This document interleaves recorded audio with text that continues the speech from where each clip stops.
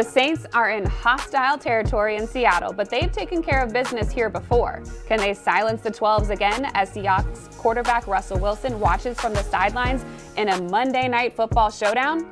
Hi everyone, and welcome to Dome at Home Live, presented by Sanderson Farms. I'm Erin Summers. Throughout the show, we will be bringing you live pregame warm-ups presented by Sunshine Quality Solution. Sunshine may not be on deck in Seattle, but John DeShazer is there at Lumen Field. We'll bring him in for the breakdown presented by Tony Satcheries. John, how are we doing? Erin, I'm doing great. I'm insulted because I epitomize sunshine, as you can see all around me. But right now, it's a typical Seattle day. It's going to be that way for a kickoff. Probably low to mid 50s, about a 90% chance of precipitation at kickoff. So hopefully that 90% will happen somewhere else other than Lumen Field. And of course, there's going to be some wind, maybe 15 to 20 miles an hour. I feel like Willard Scott out here. But you know, hopefully that won't affect the Saints too much. We always talk to Coach Sean Payton about weather when they're going to a game in hostile territory, and mostly it's the wind that he's concerned with, not so much the rain unless it's a torrential downpour. But if it's windy, that will affect play calling.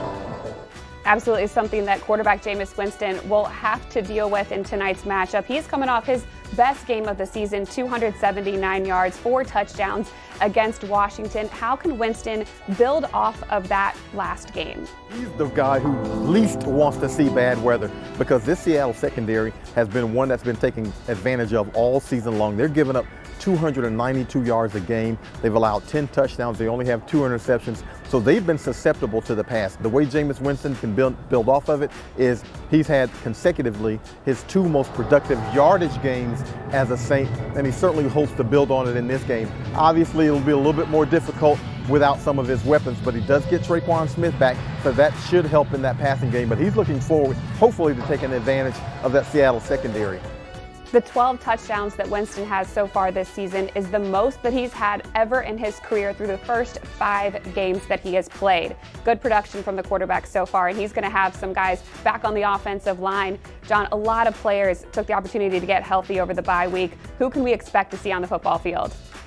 Well, on offense, it looks like center Eric McCoy will be back, and it looks like left tackle Teron Armstead will be back. And so for the Saints, that means for the first time since the first series of this regular season, the offensive line starters will be intact. That should be a huge help. You also get back Tre'Quan Smith, which I mentioned. He hasn't played a snap in this regular season. Defensively, you get back Marcus Davenport at right defensive end. You get back Quan Alexander at linebacker. And maybe, just maybe, the Saints get back kicker Will Lutz. And we know kicking has been an issue for this team so far this season. So they're getting healthy at the right time, because they're going to hit a stretch run here where they need to string together some victories. Good news for the Saints. Now for the Seahawks, they will be without their starting quarterback Russell Wilson for the 3rd straight game. It will be Geno Smith who will start. For the Saints defense, how can they take advantage of that matchup? Well, you've got to get to him, and that's the main thing with all quarterbacks. You've got to get to him. You've got to pressure him. Now, Geno Smith was sacked 5 times in his start against Pittsburgh. That's their last game. So hopefully the Saints saw something there that they can take advantage of. But the Saints only have 8 sacks this season. They've been lacking in the sack category, but they've been pretty good in the pressure category. So sometimes those pressures are actually more valuable than sacks, because they can lead to interceptions. The Saints have 9 interceptions. So if they don't get Geno Smith on the ground, if they don't beat him up, if they can move him around, get him off target, and get some of those errant throws that they can turn into interceptions, that would be just as beneficial. I know a big stat of the week from Coach Sean Payton surrounded the red zone, offensive and defensively. The Saints have been great in both categories. John, what have you liked about that? Well, it's been the decision-making as much as anything. They're 13 of 14 in the red zone on offense. That's just great decision-making and playmaking, because Jameis Winston's probably gotten away with a couple of throws that were a little bit high, but maybe only his teammates could have gotten to in jump ball situations. They've gotten touchdowns out of it. Defensively, they've allowed 5 touchdowns on 14 opposing trips into the red zone. And the thing is, they tighten up defensively once they've gotten into the red zone. They've intercepted 3 passes inside the 5-yard line this season. So that means they're defending all the way to the end, all the way to the end zone. They aren't giving up anything easy. And those are the things you like to see from a team, because if you're scoring in the red zone and you're preventing scores in the red zone, that's a successful formula. Great stuff, John. You can catch this game at 7:15 Central on ESPN or ABC. It's time for the Black and Gold Roll Call presented by LA Lottery. This is a special time in the show where our Saints fans can check in from all over the country and be a part of our show. Let's see where everyone's at today. This is Shannon checking in from beautiful Honolulu, Hawaii. Go Saints!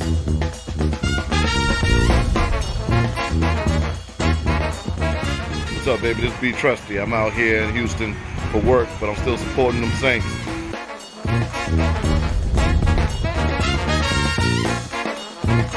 Hello, Saints Nation. This is Adi Gowda repping my New Orleans Saints, all the way from Boston, Massachusetts.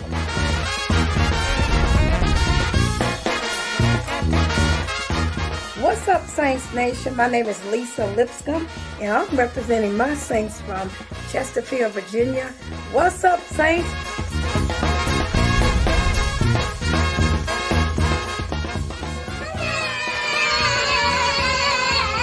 Okay, these are the kids from Little Rascals Daycare in Guyana, Louisiana. Go Saints! Go Saints!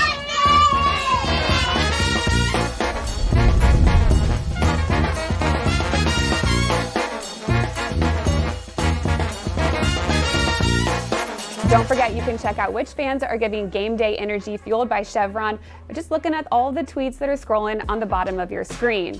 And the Juice Boys moniker has been something that everybody has gotten behind, and John DeShazer had a chance to talk to the heart and the soul of our defense in his conversation with Demario Davis in this week's Microsoft Player Spotlight.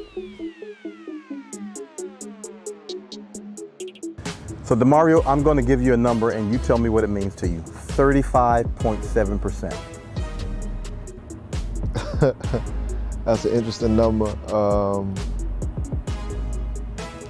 That would have to be a third down percentage or a red zone percentage. Oh, he cheated, folks. He must have cheated. No, that's the red zone percentage. We talking situational football. I know both of them are kind of close. That's the red zone percentage. That means opponents have scored 5 touchdowns and 14 trips inside the 20 against the Saints defense. They scored like 65% of the time in the red zone last year. What's been the difference? I think just attention to detail and chasing excellence. And so we're never looking at the areas where we're really doing good at. Of course, we want to continue to build on those, but it's just attention to detail. And I think, we're doing an incredible job of preventing them from getting down there a lot. And then when teams do get down there, they're not able to get into a rhythm because they haven't been down there that much. And so I think it's kind of playing hand in hand. And so we, Coach Payton makes emphasis on it. Offensively, we want to be at the top of the league in that category, scoring percentage, defensive scoring percentage. We want to be at the top of the league in that too. And when you have that, the way that we do it, it can bode for the success down the line. What's the mentality? I mean, you hear the cliche, defend every blade of grass, and people think that's a figurative thing, but it sounds like a literal thing. But what's the mentality? Is there a shift once they get to the red zone? Okay, here's the difference between 3 and 7, or is there a mental shift? It's what you said. It's not cliche for us. It's a way of life. Defend every blade of grass. We take it personal. We're not trying to let them get nothing. We don't want them to get a first down, let alone move down the field. And then when they get in the red zone, they're not in yet. You still, even if you get down to the 4-yard line or you get all the way down to the 1-yard line, we have a mentality you're not in. And so, and we don't want you to get in. That's the sacred territory. And so I think, we understand 2 things. DA hits on it all the time. The real ones and the fake ones show up in the red zone. And so we got a bunch of real ones on our side. And so we take that personal and have a little added to our swagger down there. So 5 games have been played by you guys. I think it's 18.2 points per game allowed. That's the 3rd fewest. You got the best red zone defense. You got, I think, the 2nd best run defense. What areas are you guys looking to improve in? All of them. We have a very high standard. We have a very high standard in our room. We chasing excellence, and actually, our coaches were talking to us about it. We chasing perfection, and we'll catch excellence along the way.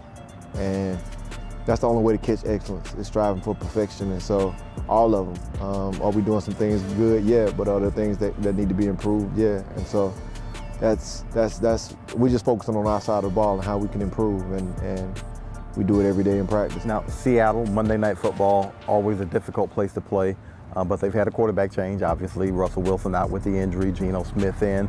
How much do you know about Geno, and does their offense change somewhat with him there? I guess it would have to, because Russell Wilson is Russell Wilson, but how much do they adjust without Russell? Yeah, they have. First of all, it was a well-coached team, and anytime you have a well-coached team, you're going to be all right, regardless of who's playing and who's not playing. We've seen that here with our team. Secondly, I played with Geno. I was there when the Jets drafted Geno, and felt like he was a first-round guy that fell to us in the second round, and very talented guy, doing a good job of running the offense, and he's gonna bring any and everything. So no disrespect to Russell, but they're not taking a major drop off or anything like that going to Geno. And in a lot of ways he's a different type of quarterback, and so we have to be prepared for him. We're gonna have our hands full, and we got to come ready to play. Plus, playing with the 12th man and all that, it's an added element. So. We know what it takes, and we got to be prepared to do it. We're looking forward to seeing him on the field Monday night, because it's going to be a great game against the Seahawks, and Demario Davis leading the way for the #1 red zone defense in the NFL.